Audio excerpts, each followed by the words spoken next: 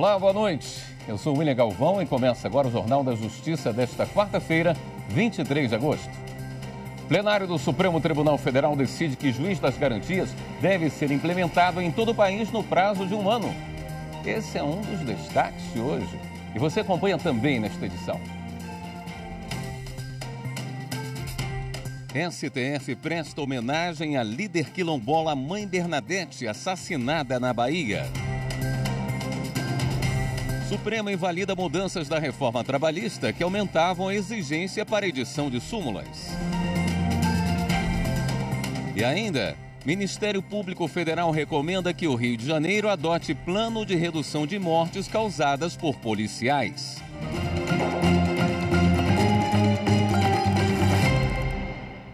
O Supremo Tribunal Federal decidiu pela constitucionalidade da implementação do juiz das garantias e definiu o prazo de 12 meses para o modelo entrar em vigor.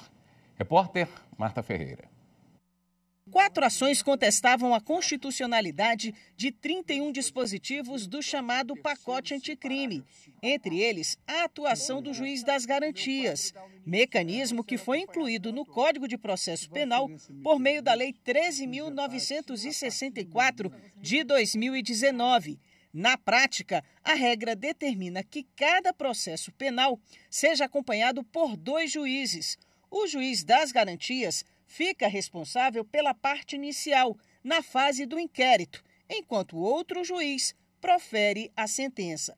O relator, ministro Luiz Fux, entende ser opcional a adoção do juiz das garantias, ficando a critério de cada tribunal estabelecer a implementação do modelo. A divergência foi aberta pelo ministro Dias Toffoli. Para ele, o mecanismo deve ser implementado de maneira obrigatória e nacional. Na semana passada, o plenário formou maioria de votos pela constitucionalidade do modelo. Também houve consenso de que a atuação do juiz das garantias se encerra com o oferecimento da denúncia pelo Ministério Público e que ele deve atuar também junto à Justiça Eleitoral.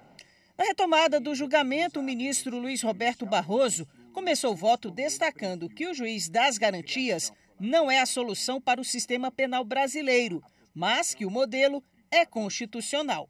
Eu defendo, presidente, até publiquei recentemente um artigo sobre esse assunto, um direito penal moderado, porém sério e, sobretudo, igualitário, que eu vejo como uma das grandes dificuldades numa sociedade estratificada como a nossa. Prática que eu penso equivocada do sistema punitivo brasileiro se manifesta, aliás, em um dos temas que nós estamos debatendo aqui, que é a política de drogas. A política de drogas no Brasil tem sido prender menino pobre de periferia com pequenas quantidades de drogas. Meninos geralmente primários, de bons antecedentes, que vão cumprir pena, imediatamente se filiam a uma facção, porque é uma questão de sobrevivência, e saem muito piores do que entraram. Com o detalhe, no dia seguinte da prisão, ele já foi substituído pelo tráfico. Portanto, destrói-se uma vida sem nenhum impacto sobre a realidade que se quer transformar. De modo que, seja qual for a visão que se tenha em relação ao tema das drogas, uma coisa nós precisamos constatar. O que nós estamos fazendo não está dando certo. E repensar por que mais de 25% do sistema penitenciário brasileiro é hoje ocupado predominantemente por esses jovens associados ao tráfico, muitas vezes por falta de opção. No mesmo sentido, votou a ministra Carmen Lúcia, que apontou que o Instituto se trata de um importante aperfeiçoamento do sistema. Eu acho que a tentativa, e reconheço como constitucional a criação do juiz de garantia, acho que se não vai haver esta grande transformação, como já foi aqui mencionado em alguns dos votos, do ministro Alexandre começou exatamente afirmando que não adianta ter essas ilusões, mas, de todo jeito, é uma tentativa de aprimoramento. E o nosso papel é de julgar constitucional ou não no cotejo feito, e é constitucional na minha compreensão também, portanto, tenho como legítimo e analisei a partir desta legitimidade e no papel do legislativo, que é mesmo de buscar soluções. Esta foi uma encontrada legitimamente. O ministro Gilmar Mendes ressaltou que a implementação do juiz das garantias atende a uma finalidade constitucional legítima, garantindo a imparcialidade. A implementação do juiz de garantias atende a uma finalidade constitucional legítima, a salvaguarda da imparcialidade judicial por meio da cisão entre as competências do juiz, que atua na fase da investigação como garantidor de direitos fundamentais, e do magistrado, que decidirá a causa. Essa divisão funcional alinha-se integralmente com os valores democráticos da Constituição de 88, minimizando as chances de contaminação subjetiva do juiz da causa, substituindo a obsoleta sistemática do Código de Processo Penal de 41, em que um mesmo juiz decretava medidas cautelares contra o investigado, recebia a denúncia e, ao final, desconsiderando a influência gerada por decisões anteriores, julgava a ação penal. E na sessão plenária, a presidente do Supremo, ministra Rosa Weber, pediu 1 minuto de silêncio em homenagem à líder quilombola Bernadette Pacífico, assassinada dentro de casa no último dia 17. A repórter Viviane Novaes acompanhou. A homenagem foi feita logo no começo da sessão. A presidente do STF lembrou que esteve com mãe Bernadette durante o lançamento dos mutirões carcerários no mês passado. O encontro ocorreu na comunidade quilombola Quingoma, na região metropolitana de Salvador. Vários líderes quilombolas foram até lá se encontrar com a ministra. Nesta imagem, Rosa Weber aparece ao lado de Bernadette. 22 dias depois, a líder do quilombo Pitanga dos Palmares, de 72 anos, foi assassinada dentro de casa, perto dos netos. A ministra lembrou que pouco antes de viajar para a Bahia, assinou a portaria que criou um grupo de trabalho para melhorar a atuação da Justiça no processamento de ações sobre posse, propriedade e titulação de terras envolvendo comunidades quilombolas. Rosa Weber disse que depois da visita ao quilombo, fez um pedido ao governador da Bahia. Pedi para ele um cuidado especial com os quilombolas. Tamanha a situação que me pareceu de desamparo, uma situação muito difícil das comunidades quilombolas. A presidente do Supremo pediu 1 minuto de silêncio em homenagem à mãe Bernadette. Fatos como esse mostram que nós temos um longo caminho ainda a percorrer como sociedade, no sentido de um avanço civilizatório e no sentido da efetivação dos direitos fundamentais que a nossa Constituição cidadã assegura a todos.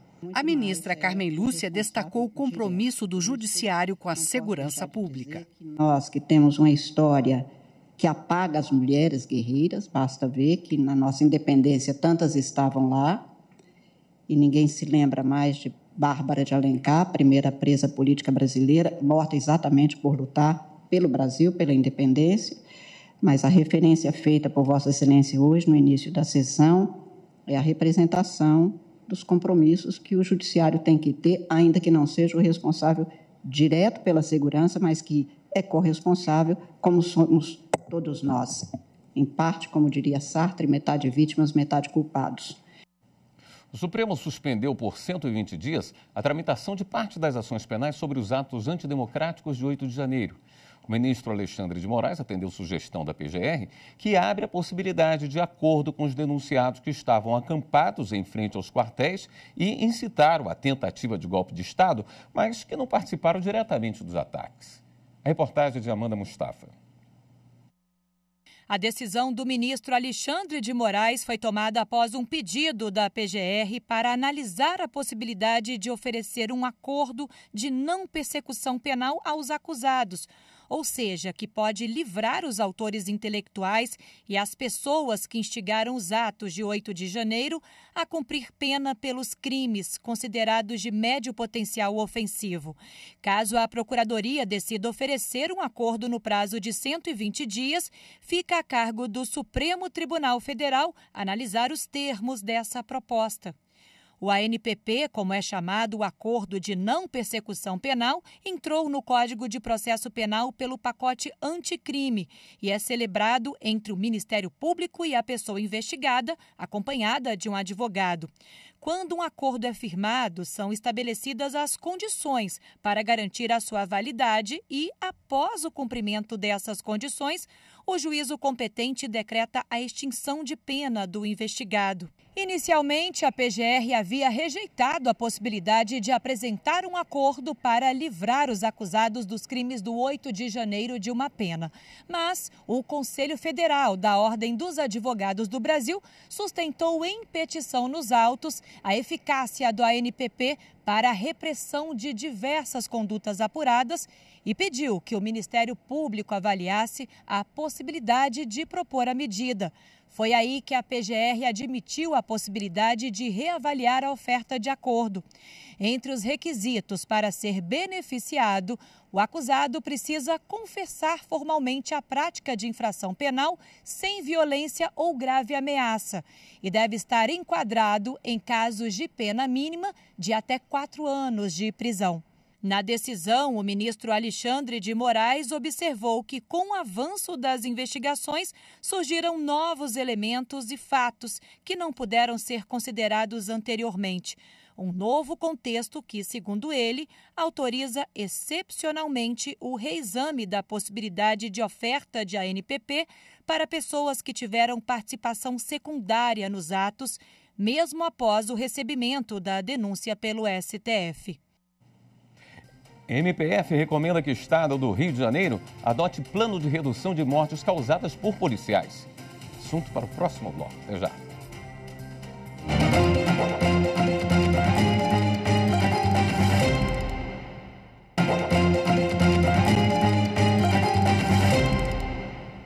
O STF invalidou dispositivos da reforma trabalhista que exigiam quórum qualificado para que os tribunais do trabalho aprovassem ou revisassem súmulas ou enunciados de jurisprudência. A ação questionava a regra que dificultava a atuação dos tribunais. Repórter Renato Rosa. A ação foi apresentada pela Procuradoria-Geral da República. A PGR questionou pontos da reforma trabalhista de 2017. Uma das regras, por exemplo, exige quórum altamente qualificado, 2/3 dos integrantes do tribunal, para alteração de súmulas sem força vinculante e outros enunciados de jurisprudência por parte do Tribunal Superior do Trabalho e dos TRTs. Para a PGR, a regra não respeita a autonomia administrativa dos tribunais, não considera a elaboração de regimentos internos sem a interferência dos demais poderes. Dessa forma, afronta os princípios da razoabilidade e da proporcionalidade. O julgamento foi no plenário virtual. A maioria dos ministros do Supremo seguiu o voto do relator do caso, Ricardo Lewandowski, hoje ministro aposentado. Para eles, o dispositivo legal que coloca limites ou condiciona a atividade interna dos tribunais vai contra a autonomia prevista na Constituição Federal. O relator destacou: a alteração legislativa aqui impugnada, como se vê, ao estabelecer parâmetros exógenos para uma das atividades mais típicas dos tribunais, qual seja a de unificar as múltiplas decisões que deles promanam, acaba por colocar em xeque a autonomia constitucional que o texto magno lhe assegura nesta e em outras matérias. Com esse entendimento, a Corte decidiu que é inconstitucional a iniciativa do Poder Legislativo de cercear os TRTs e o TST em relação às atribuições desses tribunais. O Ministério Público Federal recomendou que o Rio de Janeiro adote um plano de redução das mortes causadas por policiais. Essa é a condição para que o Estado receba recursos federais. Madeleine Machado. A última recomendação do Ministério Público Federal para que seja elaborado um plano de ação com medidas para a redução de mortes violentas intencionais e demonstre participação social na construção de políticas de segurança pública foi encaminhado ao governador do Rio de Janeiro e a secretários estaduais. O cumprimento das exigências como policiamento comunitário extensivo e preventivo em áreas com elevada concentração de mortes violentas, fortalecimento da perícia criminal e da capacidade de investigação de homicídios, assim como capacitação de servidores, é condição obrigatória para que o Estado receba recursos do Fundo Nacional de Segurança Pública, conforme estabelece regulamentos do Ministério da Justiça e Segurança Pública. Na recomendação, o MPF destaca que o plano de ação do Estado deve deve ainda observar as diretrizes estabelecidas pelo Supremo Tribunal Federal e pela Corte Interamericana de Direitos Humanos, no caso Favela Nova Brasília, quando o STF determinou que o governo do Rio de Janeiro adote medidas para reduzir as mortes ocasionais por policiais, incluindo o uso de câmeras por esses agentes. O Superior Tribunal de Justiça indicou os nomes dos desembargadores e dos advogados que concorrerão às vagas de 3 ministros abertas na Corte. Rafael Porfírio. Para as vagas destinadas a membros dos Tribunais de Justiça dos Estados, foram escolhidos os desembargadores Carlos Vieira von Adamec, do Tribunal de Justiça de São Paulo, José Afrânio Vilela, do Tribunal de Justiça de Minas Gerais, Elton Carvalho Leme, do Tribunal de Justiça do Rio de Janeiro, e Teodoro Silva Santos, do Tribunal de Justiça do Ceará. Já para concorrer à vaga reservada pelo sistema de alternância a membro da advocacia, foram escolhidos Luiz Cláudio Alemã, Daniela Teixeira e Otávio Luiz Rodrigues Júnior. As 2 listas serão encaminhadas ao presidente da República, a quem cabe indicar os 2 desembargadores e um membro da advocacia que irão passar por sabatina na Comissão de Constituição, Justiça e Cidadania do Senado Federal. Após a aprovação pela comissão e pelo plenário do Senado, os escolhidos serão nomeados e empossados como ministros do STJ. O Espaço Cultural do Superior Tribunal de Justiça lançou o livro Repensar a Justiça, estudos em homenagem à ministra Suzete Magalhães. Repórter Samanta Peçanha conta como foi o evento. São 39 anos dedicados à justiça. Só como ministra do Superior Tribunal de Justiça, são 11 anos completados esta semana. Para comemorar todo o serviço prestado pela magistrada e demonstrar a admiração da comunidade jurídica pela ministra, foi lançado o livro Repensar a Justiça, estudos em homenagem à ministra Suzete Magalhães. Compareceram ao lançamento da obra a presidente do Superior Tribunal de Justiça e Conselho da Justiça Federal, ministra Maria Tereza de Assis Moura, ministros do STJ e do STF, além de demais autoridades. O livro Repensar a Justiça reúne 59 artigos, assinados por 83 autores, que dialogam com os direitos público, constitucional, tributário, previdenciário, administrativo e outros temas de especialidade da magistrada. O grande momento de repensar a justiça foi a partir de 2008, quando a lei criou os recursos repetitivos, no âmbito do sistema processual brasileiro. E isso tudo foi implementado, de fato, há uns 5 anos atrás. Neste período, especialmente no STJ, eu pude entregar para a população brasileira uma resposta melhor em termos de aperfeiçoamento do nosso sistema processual. A foto da fachada do tribunal que ilustra a capa é de autoria do ministro Sebastião Reis Júnior. O prefácio ficou por conta do ministro Mauro Campbell Marques. A obra foi organizada por Bianca Heringer, Grace Monteiro, Palmeira Santiago e Rejane Rocha e coordenada pela ministra Isabel Galotti e pelo ministro Reinaldo Soares da Fonseca. Ele destacou a história da ministra ao longo desses anos, que foi a primeira e única presidente do Tribunal Regional Federal da Primeira Região e a 7ª magistrada a ingressar no STJ. Ela pensou na conciliação, isso no final do século passado, início deste século. Ela pensou na virtualização, ela pensou nos juizados especiais, transformar a justiça mais próxima daqueles que estão sedentos de justiça, e assim ela se destacou em todas as áreas do direito público. A seguir, TSE publica edital do teste público de segurança do Sistema Eletrônico de Votação.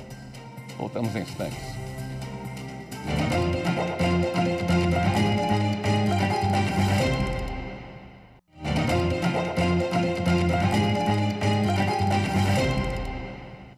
A 7ª turma do Tribunal Superior do Trabalho anulou a penhora e a arrematação de um apartamento que serviria para quitar débitos trabalhistas.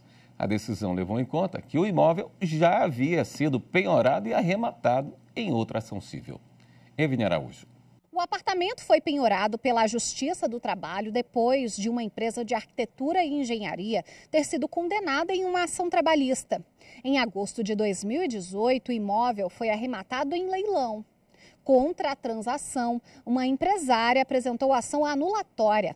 Ela argumentou que havia adquirido o imóvel em 2012 de um condomínio que, por sua vez, teria recebido o apartamento em ação movida na Justiça Civil contra um casal de condôminos inadimplentes. Contudo, a transferência do bem só foi formalizada no Registro de Imóveis em 2021. Ao negar a ação anulatória, o Tribunal Regional do Trabalho da 2ª Região, em São Paulo, considerou que a transação entre a empresária e o condomínio só foi oficializada depois da arrematação na ação trabalhista. Para o TRT, não se trata de caso de posse de boa-fé, porque quando o compromisso de compra e venda foi firmado em 2012, o registro de imóveis apontava outras 6 penhoras decorrentes de execuções trabalhistas e processos cíveis. O caso chegou ao Tribunal Superior do Trabalho. O relator na 7ª turma, ministro Cláudio Brandão, concluiu que havia obstáculo à arrematação do imóvel na execução trabalhista em razão da penhora anterior. No entendimento dele, o fato de não haver registro da arrematação anterior, nem do contrato de compra e venda no cartório de imóveis, não retira a preferência do condomínio na aquisição do bem. O ministro lembrou que, segundo o Código de Processo Civil, quando mais de uma penhora recai sobre o mesmo bem, cada exequente conserva o direito de preferência. Não houve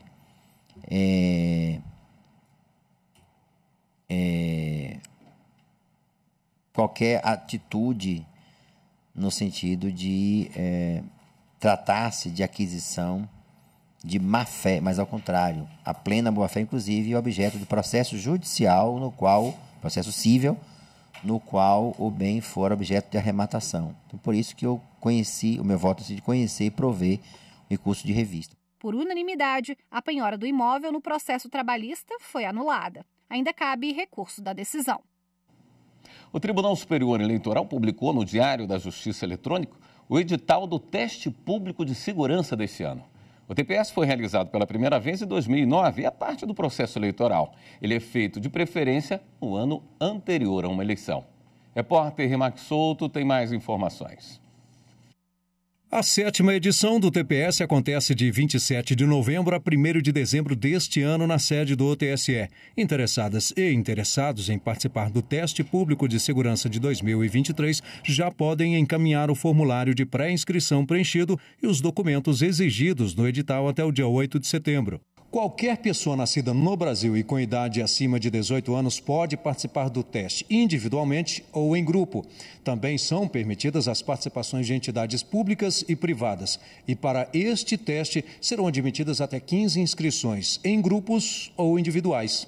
De acordo com o edital, no dia 13 de setembro serão disponibilizados vídeos explicativos sobre o processo eleitoral. A fase de assinatura e inspeção dos códigos-fonte do TPS 2023 vai de 2 a 6 de outubro. Já a publicação das inscrições aprovadas está marcada para o dia 6 de novembro. Participantes que tiverem o plano de teste aprovado pela Comissão Reguladora do TPS recebem a inscrição autorizada. O teste público de segurança foi realizado pela primeira vez em 2009. Tem o objetivo de fortalecer a confiabilidade, a transparência e a segurança das eleições, além de possibilitar o aperfeiçoamento do processo eleitoral. A Justiça Eleitoral do Ceará realizou em Fortaleza uma ação de atendimento à população em situação de rua. Confira na reportagem de Fábio Ruas. A falta de documentação pode ser um problema na vida de qualquer pessoa que fica impedida de ter acesso a programas sociais e não consegue nem votar. Para quem vive em situação de rua, como está o seu Cícero Souza há 4 anos, não é diferente. Ele aproveitou a ação do Tribunal Regional Eleitoral do Ceará para tirar os documentos pessoais que não tinha. Passei aqui e vi que ele estava tirando o título, né? E vim aqui tirar porque eu estava tendo inadimplente com a Justiça Eleitoral, né? Então foi muito bom. A ação faz parte da Política Nacional de Atenção às Pessoas em Situação de Rua e suas interseccionalidades POP Rua Jude, do Conselho Nacional de Justiça. E foi de olho nessa política que a ouvidoria do TRE cearense promoveu pela primeira vez a iniciativa. A unidade móvel da ouvidoria do tribunal atendeu as pessoas com serviços eleitorais, emissão de documentos e doação de itens de higiene, vestuário e alimentação. O Tribunal Regional Eleitoral aqui do Ceará como o CNJ, né, seguindo essa política de atenção à população de rua, que é do CNJ, se preocupou com isso de forma articulada. Por quê? Se não há uma ação conjunta, o fato em si ele é muito mais difícil de ser realizado. E qual que é o fato em si? O que nós objetivamos? É o acesso pleno à cidadania, é o acesso pleno à dignidade da pessoa humana. Esta edição do Jornal da Justiça fica por aqui. Uma boa noite para você. Até amanhã.